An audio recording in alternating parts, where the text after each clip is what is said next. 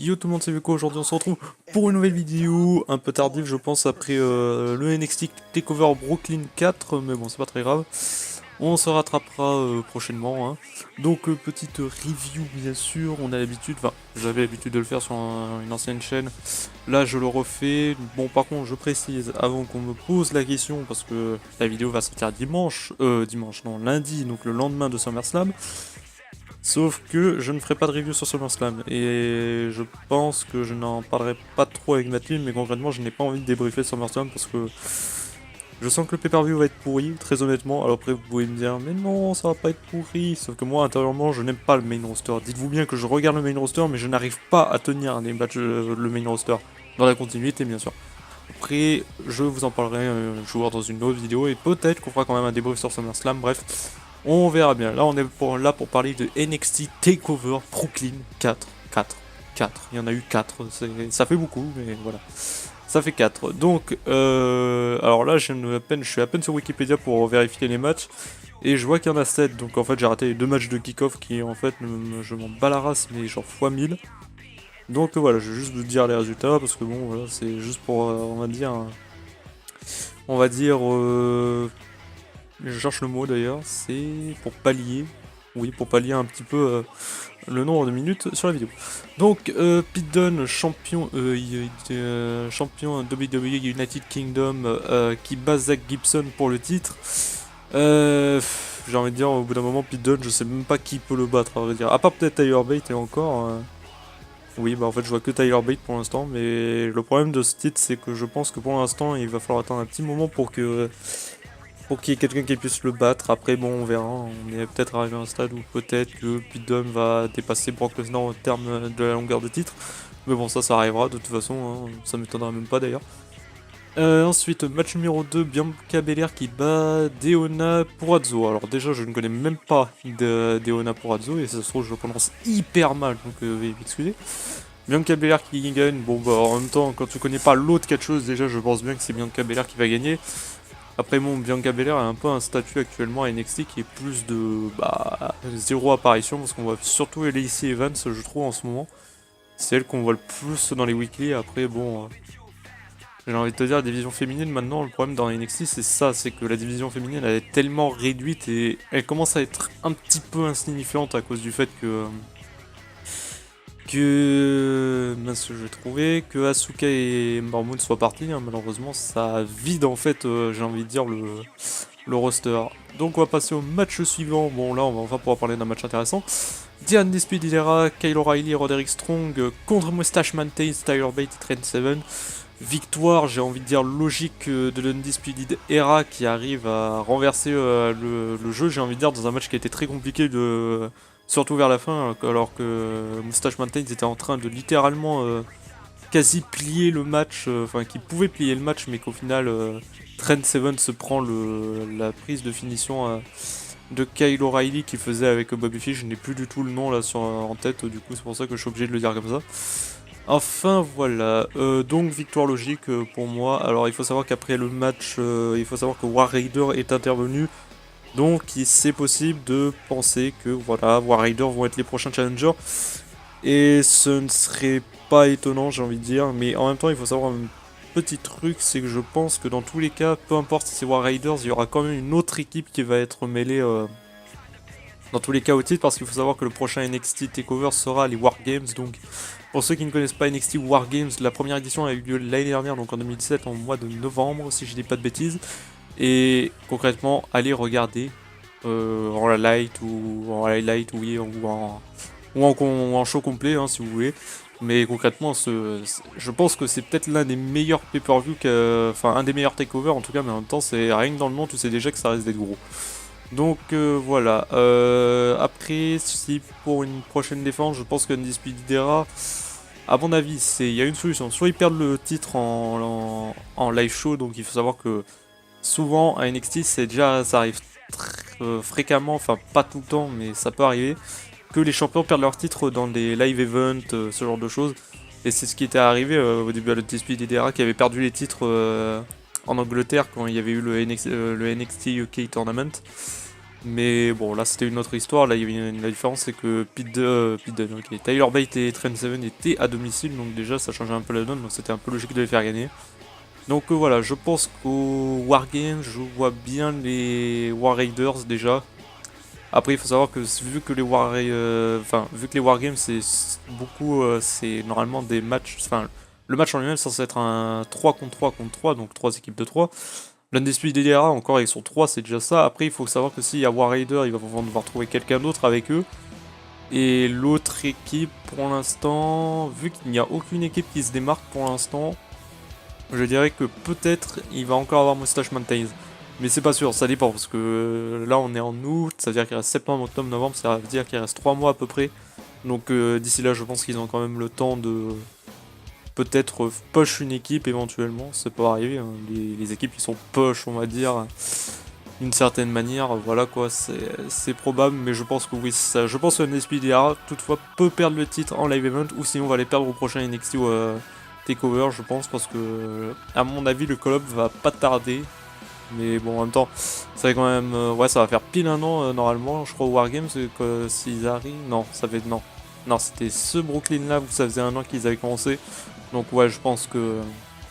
À mon avis, ce sera leur dernier takeover, le Wargame, je pense. Ou peut-être l'avant-dernier, parce que s'ils ont le droit à une revanche éventuellement. Peut-être que ça se fera en weekly, peut-être. On verra bien. Donc, on va mettre une petite note au match. Alors, étant donné que j'ai pu voir le match en entier. On part sur un petit 4 sur 5. Allez, on met un petit 4 sur 5. J'ai été parti avec mes potes sur un 4,5, mais je me dis quand même que 4,5 c'est un peu beaucoup. Donc je pars sur un petit 4. Voilà, un petit 4, c'est plutôt sympa.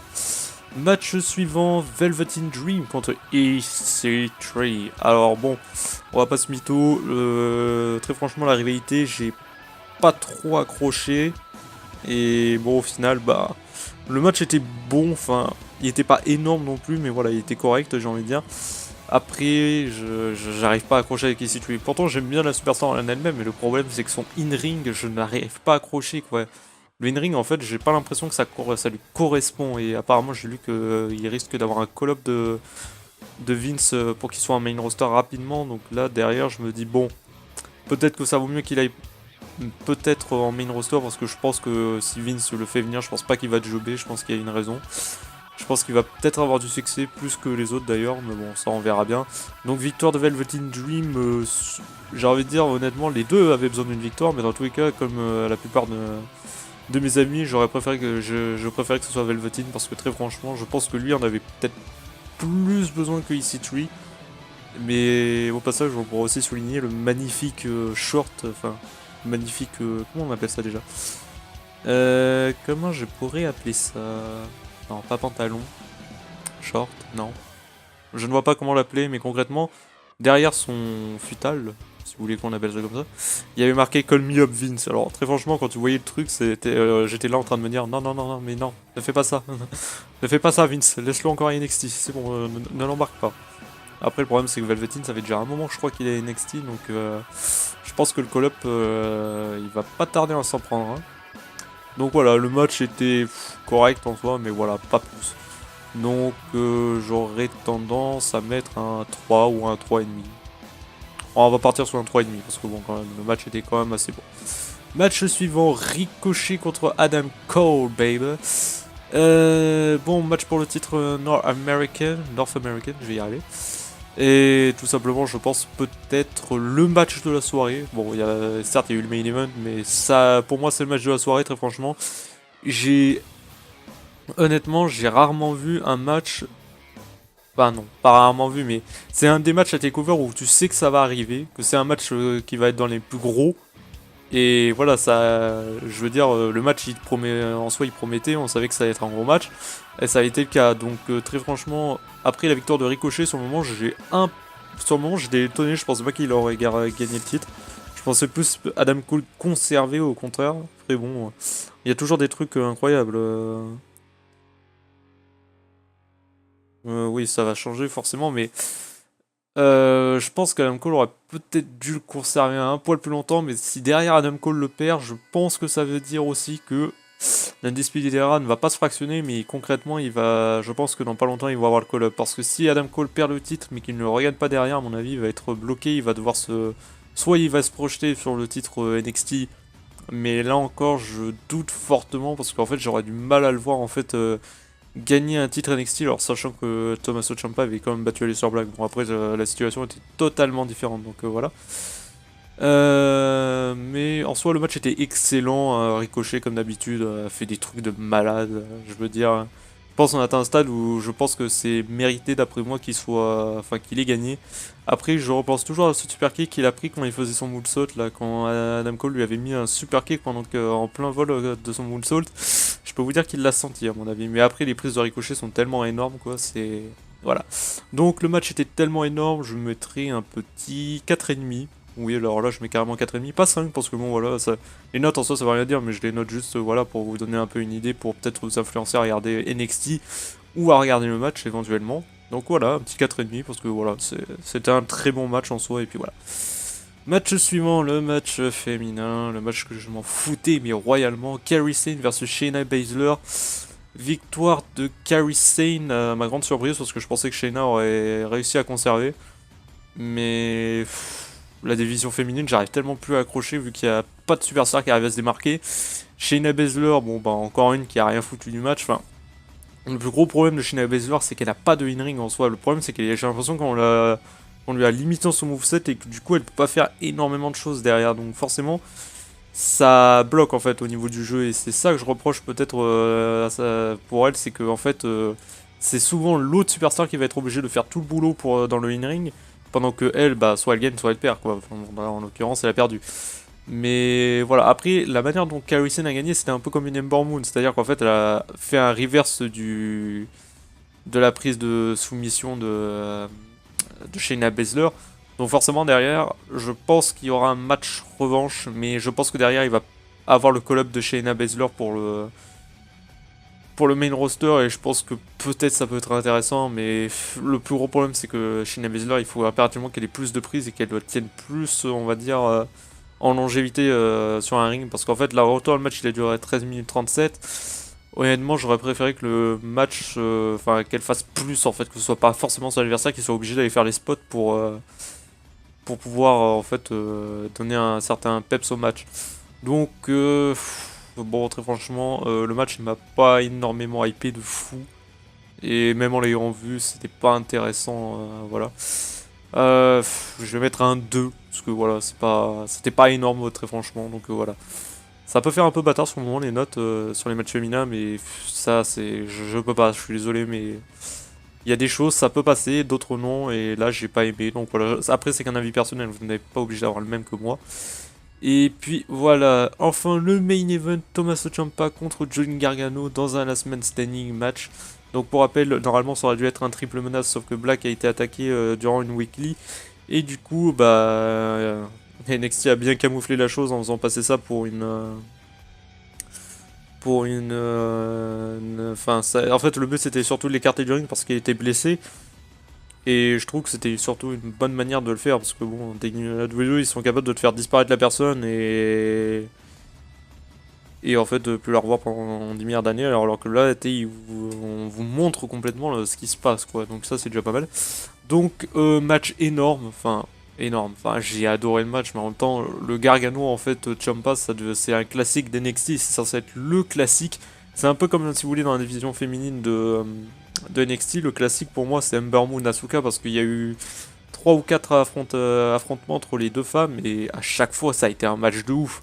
À chaque fois on voyait Ember Moon qui était à deux doigts d'avoir le titre mais qui se ratait quoi. Mais c'est des énormes matchs. Après, vous allez me dire, oui, mais il y a Sasha Banks Bayley. Sasha Banks Bayley, c'est. Pour moi, de nos jours, c'est peut-être plus hors contexte. Parce qu'on est encore très. Ça date quand même, la rivalité Sasha Banks Bayley. Et je trouve que personnellement, moi, j'ai plus retrouvé un ring qui était plus, on va dire, intense du côté d'Ember Moon et Asuka. Et la rivalité était bien construite aussi derrière. Après, je ne dis pas que c'était mal construit de l'autre côté. Mais j'ai plus accroché sur une rivalité entre Ember Moon et Asuka. Donc Tommaso Ciampa gagne, j'ai envie de dire, sur un coup de chance. Pour vous expliquer un peu la fin, donc Ciampa avait un problème, c'est qu'il s'est retrouvé avec une menotte sur une main. Et concrètement, Gargano l'a attaché à une barre en fer tout simplement et à côté de lui il y avait une grille quoi concrètement, mais en fait il pouvait pas bouger, il était près d'un rebord du ring. enfin de l'arène quoi, c'était un prix d'un rebord de l'arène. Et donc forcément Gargano, bah, il l'a attaché contre une barre, donc comme je vous l'ai dit, et forcément quand ça la rivalité genre déjà depuis un moment et que Gargano a envie de se venger, ça part sur un festival de super kick pendant, je crois qu'il en a fait 3 ou 4, et bon forcément la tête de Ciampa a tapé contre la grille à chaque fois donc ça fait mal. Et Gargano a voulu essayer de le finir en fait, de finir Ciampa sur sa prise, enfin vous savez c'est le fameux meet in the middle des deux anciens coéquipiers de DIY, sauf que là bon Gargano était tout seul pour faire concrètement. Et tout simplement Gargano a touché Ciampa dans la course, mais a aussi tapé derrière une caisse et ensuite s'est retrouvé, enfin en fait il a tapé la tête puis ensuite il a de Ciampa et ensuite il a tapé son genou en plein dans une caisse je crois, enfin il me semble que c'était la tête, mais concrètement il s'était aussi assommé durant le choc. Et bon, l'arbitre commence à compter et arrive au compte de 9. Bon, l'avantage qu'avait Ciampa, c'est qu'il avait un rebord. Donc forcément, quand il y a un rebord d'arène, il y a un peu de vide. Et tout concrètement, le vide, il n'était pas énorme, quoi. Il y avait que 60 cm, je crois, voire plus. Et concrètement, Ciampa avait juste à rouler en fait à sa droite et il pouvait se mettre debout d'un coup. Donc au compte de 9, bah, il a roulé sur le rebord pour essayer à se remettre debout. Et Gargano, ben, lui, n'arrivait plus du tout à se relever. Il rampait, mais il n'en pouvait plus. Donc voilà, le match s'est fini comme ça. Victoire de Tommaso Ciampa, qui d'après moi était logique, parce que enfin, là, ce que j'ai lu, apparemment, ça ne devait pas être Ciampa qui devait gagner. À la base, il prévoyait de faire gagner Gargano, je crois. Ou peut-être que ça parlait en match nul, hein, peut-être. Hein. Après, c'est peut-être dommage de finir la rivalité sur ça, parce que très franchement, pour moi, s'il faut finir cette rivalité, je pense qu'il faut la finir en Wargames et il faut que ça se finisse sur un gros match et je pense qu'un Twisted John of Hell match concrètement je pense que ça peut être cool. Mais en même temps je pense qu'on est plusieurs à vouloir ce match parce qu'on sait très bien que ça va bien se passer. Enfin c'est surtout que ça va être peut-être l'un des plus gros matchs de NXT, peut-être le meilleur même, mais bon après il faut voir hein, parce qu'on en est encore loin. Hein. Les Wargames c'est qu'en novembre comme, pour ceux qui savent donc voilà. On en est quand même assez loin. Donc voilà pour la débrief, à savoir aussi que Matt Riddles a été aperçu dans le public, donc Mark Riddles, Mark Riddles, puis je sais même plus le dire. Même moi je commence à avoir un doute, comme du coup je vais quand même vérifier parce que j'ai pas envie de vous dire de la merde. J'ai marqué WWE, comme ça je suis sûr de... Ouais, Matt Riddle, voilà, je suis désolé si j'ai écorché mais j'arrivais plus à me rappeler. Donc oui, Matt Riddle est arrivé à la WWE, donc il sera à NXT. Donc, je sais pas trop. Pour l'instant, ça reste à voir, mais je pense que déjà dans les alliés que peuvent se faire éventuellement un tag team, des personnes comme War Raiders ou bien Moustache Mountain, c'est par exemple Moustache Mountain pourrait prendre Matt Riddle et de l'autre côté, War Raiders pourrait avoir Kate Lee. Bon, vous allez me dire, le combat est un peu déséquilibré en soi. Sauf que bon, enfin, niveau poids, je dis ça quand je dis ça. Mais très franchement, ouais, je pense que ça peut promettre les Wargames. Là, pour l'instant, va falloir attendre qu'il y ait les weekly, qu'on sache un peu comment ça se passe. Mais je pense qu'on risque d'avoir de grosses annonces, de matchs aussi. Et puis voilà, on va voir aussi du côté du main roster s'il y a des call-ups. Bon, celui de Velveteen, je pense qu'il va approcher très rapidement. Celui de EC3 aussi. Celui de Gargano, je pense pas. Enfin, en fait, ça reste à voir, comme je vous l'ai dit. Il va falloir peut-être encore attendre qu'il y ait les annonces au niveau du Wargames. Et pour ce qui est des Leicester Black, ben, je ne peux pas trop vous dire. Ben, il va falloir attendre aussi parce que Leicester Black, je ne sais pas s'il va avoir un call-up ou s'il va encore rester à NXT pour prendre sa revanche. Mais après, je pense que derrière, il vaut mieux qu'il reste à NXT parce que si c'est Gargano qui l'a attaqué dans le weekly, je pense que ça peut encore faire quelque chose de pas mal. Donc voilà, bref, merci d'avoir regardé cette vidéo. Pensez à mettre un pouce bleu, à liker. Oui, bah, pouce bleu, liker, c'est pareil, je commence déjà à m'embrouiller. À liker, à vous abonner, à partager, bien sûr, à nous suivre aussi sur Twitter, chacun des membres, bien sûr, il faudra le faire. Je vais essayer de vous sortir la vidéo le plus rapidement possible, donc je vais vraiment essayer de vous la sortir demain, donc lundi, le lendemain de SummerSlam, parce que je vais changer de PC aussi, en fait, je vais passer en PC de tour, et du coup, il va falloir que je réinstalle tous mes logiciels, ainsi que tous mes jeux, donc ça va être très compliqué. Du coup, ben, je pense qu'on va... Ouais, bon, je vais essayer de faire ce que je peux, mais concrètement, si ça sort pas lundi, ce sera peut-être mardi, parce que dans tous les cas, je suis en week-end, donc ça ira très bien. Donc merci à tous d'avoir regardé cette vidéo, et je vous dis à la prochaine. Ciao!